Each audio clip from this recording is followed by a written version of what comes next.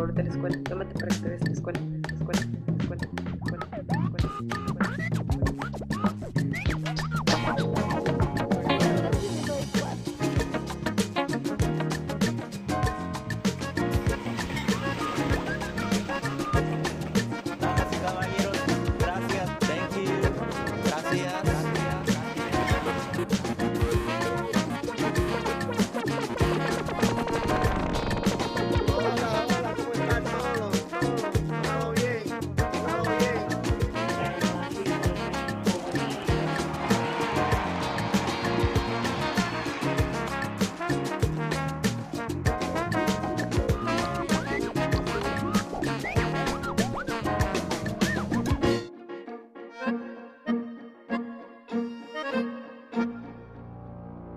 Bienvenidos a Nueva York, un programa dedicado a la cultura hispanoparlante en la Gran Manzana, celebrando su riqueza, diversidad y contribuciones a la vida de esta ciudad.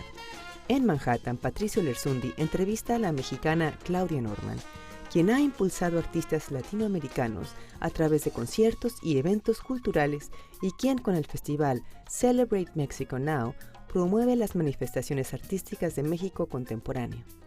Más adelante, Nueva York viaja a Puerto Rico a entrevistar a Diego de la Tejera, un cineasta boricua formado en Nueva York, quien ha centrado su trabajo dentro de un marco de cine comprometido, especialmente en El Salvador, Nicaragua, Cuba y Brasil. En Queens, entrevistamos a Yolanda Henao, una madre y abuela colombiana que emigró a Nueva York hace más de 15 años. Yolanda nos habla de cómo el deseo de reunirse nuevamente con sus hijos y conocer a sus nietos nacidos en Colombia la motivan a hacer arepas y quesos artesanales. Para finalizar, hablamos en Midtown Manhattan con el fotógrafo guatemalteco Rudy Girón, diseñador gráfico, melómano y conocedor de las redes sociales, radicado en Antigua, Guatemala. Su blog Antigua Daily Photo es visitado por miles de personas que desean conocer la cultura de Antigua y las tradiciones de Guatemala. Y ahora con Claudia Norman. Un verdadero torbellino humano. No hay otra forma para definir a Claudia Norman, fundadora y productora de Celebrate Mexico Now, un festival que desde hace 10 años celebra la presencia mexicana en Estados Unidos en todos sus aspectos culturales. Claudia nos habla de su visión de diseminación de la contribución de México a través de su festival y otros grupos y organizaciones, no tan solo en Nueva York, sino también a nivel nacional e internacional. Claudia, bienvenida a Nueva York. Gracias, Patricio. Empecemos con información básica. Hay alrededor de 12 millones de mexicanos residentes en Estados Unidos. Significa eso el 65% de la población hispana total en este país. ¿Estamos en cierto modo hablando de un país dentro de un país? Por supuesto. Si nos vamos a la historia, es un país dentro de otro país, territorialmente, en el siglo XIX, lo que es California y Texas era parte del territorio mexicano. Entonces es un país que está dentro de otro país. Y, por ejemplo, es tal la presencia de mexicanos en el territorio estadounidense que la tercera ciudad con más mexicanos en el mundo es Los Ángeles. Y creciendo. Justamente en la universidad donde enseño en Lehman se ha creado un centro de estudios mexicanos. Siendo México un vecino de Estados Unidos, esa presencia parecía lejana. Estamos hablando de una insensibilidad política y cultural. Yo creo que tiene que ver mucho con un posicionamiento de lo que son las fuerzas culturales, por decirlo así, y lo que esto implica políticamente. ¿Cuál sería el precio políticamente si nos ponemos a pensar que las leyes, los servicios, la educación tuvieran que servir a la mayoría de las ciudades, de los habitantes de las ciudades? Y pues en el caso de Estados Unidos y en el caso específico de México tendría que hacerse definitivamente tener muchísimo más atención y a tener mucho más prioridad en temas de cultura, de educación, de salud, porque los números, si nos vamos por la demografía y el número de habitantes y servir a los habitantes que se gobiernan, definitivamente habría todo un cambio en las prioridades políticas. Esto me recuerda a una conversación con Octavio Paz, hablando justamente del tema. Y él me dijo, mira, antes del Premio Nobel de Literatura, consiguió, muy pocos en Estados Unidos conocían mi obra. Después del Nobel me hice famoso en Estados Unidos, porque ya era conocido internacionalmente. ¿Verdad? La pregunta es, ¿se reduce a esto el reconocimiento de nuestra cultura en este país? Fíjate que no, porque ahorita estamos viviendo el caso, por ejemplo, de Alfonso Cuarón y Emmanuel Lubezki, que están nominados para el Oscar en el cine. Pero ellos han sido muy claros diciendo que ellos no están haciendo cine mexicano. El cine que ellos hacen no representa al cine de México. Entonces, realmente no se hace justicia a la cultura mexicana, que es el enfoque que yo quiero dar con el festival, y no al trabajo brillante de grandes escritores, de grandes músicos, de grandes cineastas. Creo que es... volvemos, creo que a tu pregunta anterior, que es más un tema de cómo políticamente podemos decir que es más importante este país dentro de otro país, y la cultura y el idioma y muchas cosas. Yo lo veo, por ejemplo, un caso muy claro de la presencia de la cultura, es la comida. En Nueva York, en los últimos años ha habido un boom impresionante de restaurantes mexicanos, que antes no lo veíamos, y ahora ya hay todas unas redes comerciales de comida mexicana, ya todo el mundo habla de comida mexicana, ya hay muchos expertos en comida mexicana. Creo que tú eres pionera en el sentido que te has dado cuenta claramente de esta situación, y justamente ahí nació la idea de Celebrate Mexico Now. Estuve trabajando a principios del 2001 en una fundación que se encargaba, se llamaba Arts International, se encargaba de hacer proyectos de colaboración de Estados Unidos y artistas estadounidenses con el resto del mundo. Y yo estaba a cargo del área de Latinoamérica, y desarrollamos muchísimos proyectos con Brasil, con Guatemala, con Perú, con Argentina, con toda Latinoamérica, que se daban naturalmente. Era una cosa como muy fluida, y con México no se estaba dando esto. Y entonces tomé un poco, hice como observé bien qué es lo que pasaba, y a través de los años, bueno, siempre ha existido un intercambio y ha habido artistas y todo, pero no había un compromiso, no había una constancia. Y entonces fue cuando decidimos hacer esta reunión. Reunimos a 60 instituciones culturales de Nueva York, desde las independientes chiquitas hasta los más establecidos, grandes museos, grandes instituciones de artes escénicas. Y fue una respuesta increíble, porque el llamado fue: les interesa México, les interesan los artistas mexicanos, y todo el mundo dijo, claro que sí. El primer festival fue un mes con más de 100 eventos, fue una locura, una cosa espectacular, pero la idea era hacer un proyecto que fuera a largo plazo, que fuera un proyecto que se pudiera sostener, y por lo tanto decidimos reducirlo a 2 semanas y tener representación en todas las disciplinas, hacerlo tan ecléctico como es la cultura, enfocado en la cultura, y que hubiera representación de todo, de arquitectura, de cine, de danza, de teatro, de música, de literatura, y de todo lo que representa esta súper ambiciosa tarea de representar una cultura. Imagino que la idea del festival ha sido justamente abrir las puertas para que no tan solo aprecien la comida, aprecien la pintura, pero conozcan un poco más acerca de la historia. Y la idiosincrasia de la gente que viene con ese bagaje, que viene de un lugar con ese bagaje de siglos de cultura y de idiomas y de sabores, colores, y poderlo compartir. Entonces yo recomiendo, vean, aprendamos disfrutando, bailando, viendo el cine y comiendo, por supuesto. Sí. Claudia, ha sido un verdadero placer. Adelante con tu obra y viva México. Que viva México y que viva Latinoamérica. Aquí Patricio Lersundi. Nos vemos en Nueva York.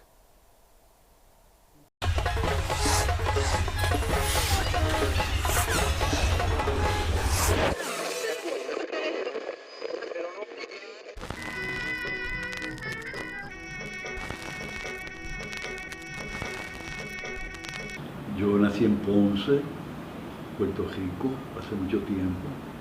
Y no me pone Diego de la Tejera, ¿qué? Productor, director, guionista. Eso es lo que yo soy. Yo vengo del programa de entrenamiento del Directors Guild of America.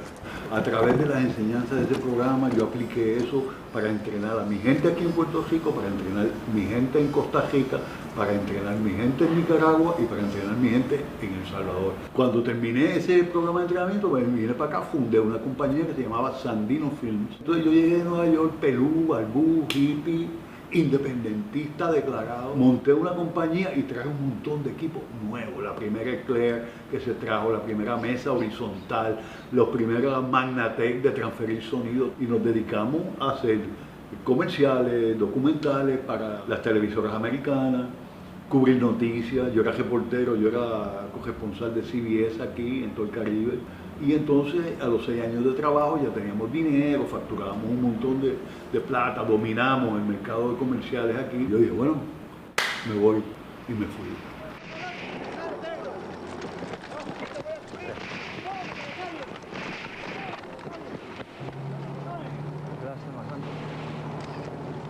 En aquella época el cine era así. El cine de la Revolución Cubana ya era así. El cine que hizo Fernando Vigil en los años 50, Tigre 10, que ya era un cine bien social, de la pobreza, de toda la situación crítica de la sociedad latinoamericana, con esas desigualdades inmensas, una oligarquía rica, maravillosa, y unos pobres jodidos. Entonces, en aquella época, la Revolución Cubana pone en perspectiva histórica esa desigualdad que existe en nuestros países. Entonces el cine empieza a ser influenciado por ese cine que busca, ¿no?, explorar esas desigualdades y de alguna manera resolverlas. Queremos nosotros decirle al mundo entero que este pueblo ya no está pidiendo compasión ni lástima.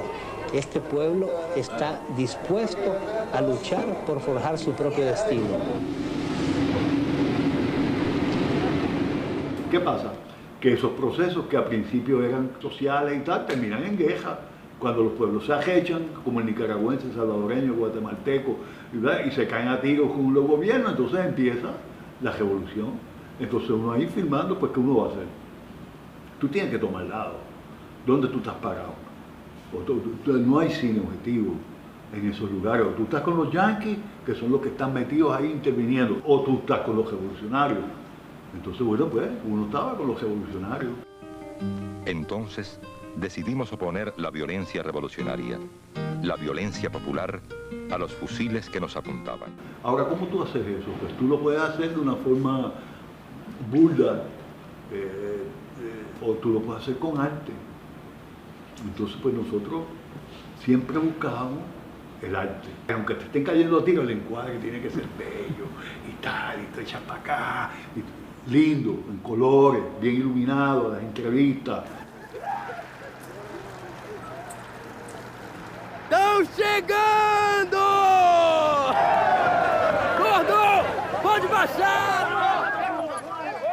Meteoro está inspirada en un hecho real, y era que cuando estaban construyendo las cajeteras para unir a Brasilia, que era una isla en el medio del Cerrado, en el año 64 viene el golpe militar y dejan abandonados a todos esos trabajadores, por casualidad, en esa cajetera con 16 prostitutas, visitadoras que los estaban visitando, los visitaban cada mes, ¿no? Venimos como todos los meses a traer el placer y la felicidad a los sacrificados trabajadores de las estradas do progreso. Historia política, porque denota una cosa que es bien interesante en la historia de Brasil, es que Brasil estaba haciendo prácticamente una revolución si no hubiera venido el golpe militar. Entonces a mí se me ocurrió utilizar a esa gente abandonada en ese pueblito como una metáfora de lo que hubiera sido Brasil si no hubiera sido intervenido por el golpe, porque esa gente, como estaban allá votados, no fueron intervenidos por el golpe e hicieron esa sociedad perfecta. Chegou o que estava faltando. Entonces eso me pareció lindo, entonces yo me usé unas libertades, ¿no? Para hacer una película pues más festiva, que de todas maneras pues denotara ese espíritu optimista y constructor, abriendo paso a una nueva sociedad. El gigante despertaba. A imagem do cruzeiro resplandece, gigante pela própria natureza. És bela, és forte, impávido, colosso, e o teu futuro espelha essa grandeza. Terra dourada, entre outras mil, és do Brasil, ó pátria amada. Dos filhos desse sol és mãe gentil, pátria amada, Brasil.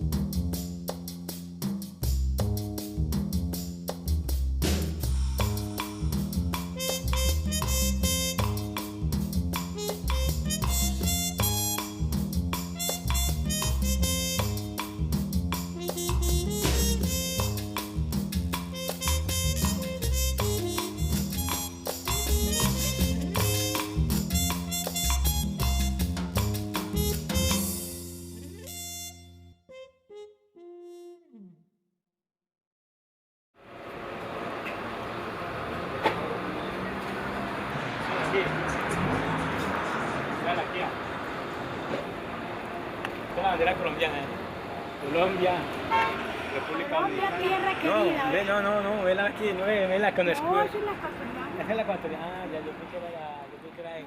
Éramos 5 hermanos. Cuando mi mamá murió no nos tocó verla. Mi papá de la tropa en Medellín, no supe ni siquiera dónde la enterró. Mi papá se casó a los 6 meses. Entonces ya la madrastra nos cogió fastidio. Cada nada nos hacía pegar de mi papá. Yo estuve interna, después salí del internado, empecé a trabajar en casas viendo niños, ganándome 10 pesos el día, lavando también y planchando. A mí me tocaba hacer mucho. Y es que los hombres buenos sí los hay, pero hay para buscarlos con una aguja, con una lupa. Yo venía en un bus de Santa Cruz de la iglesia de San Nicolás. Y en la próxima parada, cogió el bus este señor. Y él me vio y yo lo vi y como que no sé qué pasó. Entonces, después ya me relacionó con la suegra.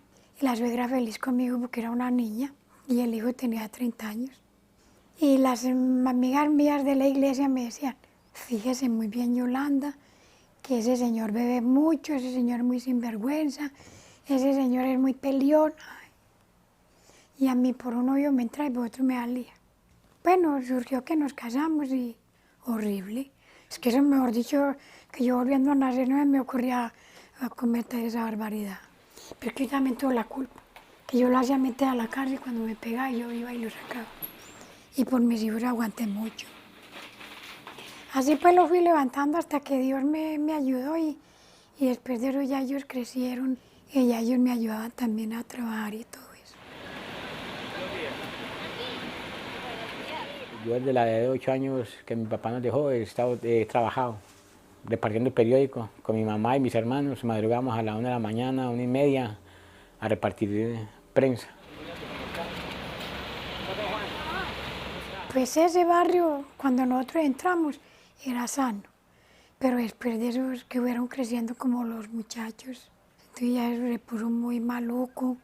Yo estoy hablando de los años 80, ese tiempo era que existía Pablo Escobar, había muchas pandillas, todos esa gente trabajaban con él y eran sicarios pues a sueldo de Pablo. Yo cuando estaba trabajando en la funeraria de Medellín, porque yo trabajé 5 años en la funeraria de Medellín, que eso fue lo que me ayudó también a mí, porque como yo ya veía y estaba mirando la gente que llegaba y veía a sus familiares, a mí me llamó Adolfo precisamente, me dijo que habían herido al hijo mayor, a Ismael. Entonces él pues como que tuvo un disgusto con un muchacho y él se subió para arriba para la carretera principal cuando llegó el muchacho y le tiró por detrás. Fue un chorroncito chiquitico, pero le perforó un pulmón. Y ese fue el primero. Y ya los otros fue porque habíamos prestado un carro y que los muchachos habían visto, no sé qué fue lo que vieron. Y ellos no quisieron decir y por eso les tiraron. Entonces yo oí los disparos. Entonces yo salí en carrera, pero yo nunca creí que era mejor que estaba allá. Cuando no, yo gritando auxilio, auxilio, auxilio, entonces ya se me hicieron como 7. Y me dieron a mí, cállate, y yo no sé cuántas, si no querés que te quememos a vos también. Y ya cuando vi a mi niño ahí tirado y los otros abajo. ¿Qué puede uno sentir, uno ver sus hijos ahí, no poder tenderle la mano? Yo tocaba todas las puertas y nadie abría de miedo porque esa gente estaba ahí. Uno tiene que ser muy fuerte para uno no volverse malo como esa gente. Yo creo, a mí me parece que a todos los agarraron, pero no importa, eso de todas maneras son cosas que eso es muy difícil porque, por ejemplo, a uno se le muere la mamá y uno es huérfano de mamá, pero se le muere un hijo. Es muy difícil. Ese día no sana. Yo me vine en el 99 y eso fue en el 87. Yo vine con visa, pero yo traía a Juan traído. $10,000 me costó.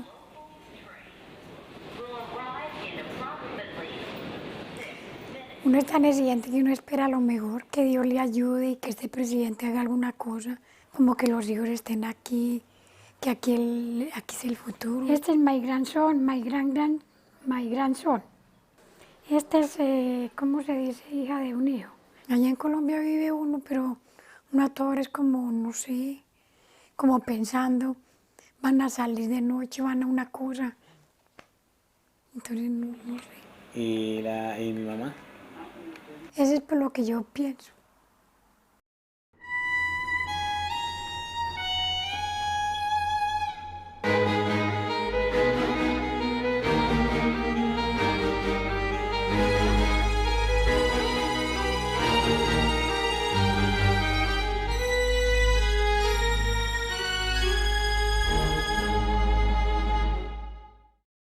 Mi nombre es Rudy Girón, yo soy fotógrafo de Antigua Guatemala.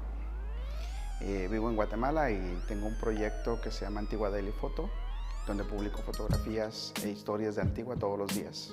Vine a Nueva York para una exposición que monté en Guatemala que se llama Guategrams. Es una mezcla, es una etiqueta que uso en Instagram para hacer telegramas fotográficos de Guatemala. Es lo que significa.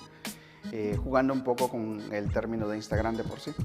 Yo creo que empecé haciendo fotografía desde muy temprano. Me compré una cámara hace como casi 20 años y siempre la tuve y era un hobby mío y poco a poco lo fui incorporando en mi trabajo y ya a finales de los 90 ya estaba haciendo fotografía más constante, pero fue hasta el 2006 cuando empecé con mi proyecto Antigua Daily Photo que empecé a hacer fotografía todos los días. Yo quería mostrar cómo vivimos los guatemaltecos, lo cotidiano, o sea, las cosas que nos afectan, tanto lo bello como lo feo. Y a partir de eso nace el proyecto, se llama Antigua Daily Photo, el 1 de mayo del 2006. Y desde entonces he estado publicando una historia y una fotografía como mínimo. Ese es mi compromiso. Una foto y una historia como mínimo, pero a veces es un collage, a veces es una galería, a veces incluyo videos, música. Entonces se convirtió en una plataforma para promover todo lo cultural y noticioso de Guatemala, más allá de, digamos, más allá del turismo. Yo pues no trabajo mucho los colores, sencillamente vengo de un país que tiene muchos colores, o sea, colores muy vivos, mucho contraste. La señora que va en la bicicleta, a veces yo veo la fotografía formarse mucho antes de que ni siquiera agarre la cámara. Yo vi la imagen y estaba cerca de una iglesia casi al sur de la Antigua. Cuando la veo, entonces dije yo quiero esta fotografía, pero todo alrededor hay mucho ruido visual, no había nada que me interesara, pero me recordé que apenas unos 500 metros adelante había un muro que tiene lo que nosotros le llamamos hiedra, que es un cubremuros. Entonces sencillamente saqué mi cámara, la acomodé, yo iba manejando, o sea, detrás de la señora a unos cuantos metros, hice mi encuadre, vi como la quería, hice mi exposición y seguí avanzando, como ella iba avanzando en la bicicleta. Cuando llegó al muro cubierto de hiedra, yo hice mi toma, hice 3 o 4 tomas y la que está expuesta es la que más me gustó a mí. Y de ahí es el contraste, digamos, el contraste yo lo había visualizado. Ella iba con un vestido, un amarillo brillante, y yo la quería contra un fondo verde oscuro. Y entonces sencillamente formé la imagen en mi cabeza y solo la perseguí. Whategrams es una selección de 30 imágenes de un banco de más o menos 600 y algo. El hilo que hilvana todas esas imágenes es la nostalgia que sienten muchos guatemaltecos por su tierra. Muchas de esas fotografías yo las publico en Antigua, en otros lados, en las redes sociales, y poco a poco me fui dando cuenta cuáles imágenes hacían reaccionar más a la nostalgia de los guatemaltecos viviendo en Estados Unidos y en el extranjero, porque no solo viven en Estados Unidos. Y ese es el hilo que hilvana las imágenes. Hay una en especial que es mi favorita de la selección. Es un pájaro que está sobre un árbol muerto que tiene todas sus hojas muertas. Realmente no hay hojas, solo son puras ramas. Y, o sea, te das cuenta que está contra un cielo blanco totalmente. Es casi como que fuera una imagen impresionista, digamos, no tiene mucho detalle, o sea, es casi un dibujo, a pesar de que es una fotografía. Esa demuestra, digamos, un sentimiento que yo sentí en Los Ángeles cuando viví rodeado de tanta gente, que era la soledad. Vives en unas comunidades tan grandes como acá, y a veces es cuando más solo te sientes. Entonces, cuando yo hice esa imagen, me trajo ese recuerdo de haber vivido en un lugar con tanta gente y sentirse solo. La imagen se llama Alone, Lonely, en Onalem. Y creo que es muy representativa de las cosas que yo hago allá. Hay otra que se llama, es un muro en muy mal estado, casi viejo, con agujeros por todos lados. Es un muro azul que ha llamado mucho la atención. Ese es el resultado de un ejercicio creativo. A veces yo pongo una buena imagen y invito a mis lectores a que crean una historia. Y precisamente uno de esos lectores se imaginó toda una historia, que la historia del muro le estaba diciendo a un niño que había vivido en esa casa y se había ido a Estados Unidos y luego ya regresaba con sus hijos. Y le estaba contando toda la historia. O sea, el muro era el testigo de todo lo que se había vivido en esa casa, de la guerra, de todo, y cómo se vienen para acá y luego cómo regresan. Y si lo ves, es solo un muro. No tiene realmente una puerta y un muro azul con partes rotas. Y realmente es todo lo que ves, pero da para mucho.